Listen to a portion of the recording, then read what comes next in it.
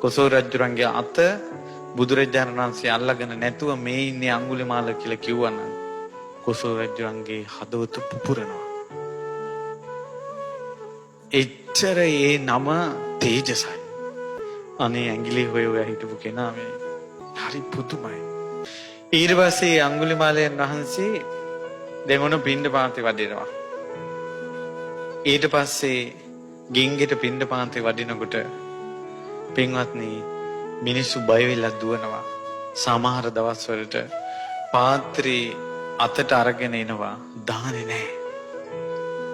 බෙදන්න කවුරුත් නැහැ.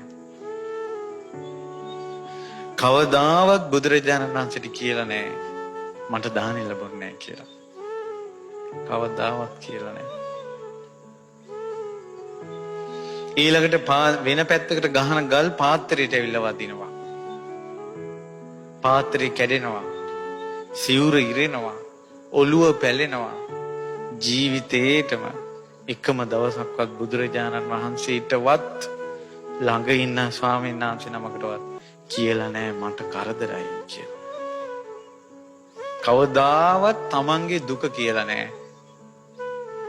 ඒ වුණාට තමන්ගේ දුක ඉවසපු මුනිවරයා අම්මා කෙනෙක් අඬනකොට ගිහිල්ලා කිව්වද නැද්ද? අඟුලිමාලයන් වහන්සේ ජීවිත කාලෙම බුදුරජාණන් වහන්සේට ගිහිල්ලා කිව්වේ එකම එක දුකයි. අම්මා කෙනෙක් දරුවෙක් ලැබෙන්න නැතුව ඉන්නවා කියලා විතරයි. තමන්ගේ දුක තමන්ම ගෙවා ගත්තා. දැන් බලන්න අපි දෙස. මට ඔය වචනේ එච්චර සංවේදී. අපි දෙස බලන්න. අපේ ජීවිතේ වැඩි හරියක්ම තියෙන්නේ අපේ දුක් කියනවා. අනුන්ගේ දුක් අහන්න අමාරුයි. ඇහුවත් එහෙම අතාරිනවා. තමන්ගේ දුක ඉවසාගෙන අන් අයගේ දුකට සැනසෙල්ලක් දෙන්න කැමති කෙනෙක් ඉන්නවා නම් සරණ යා යුතුයි අඟුලිමාලයන් වහන්සේ.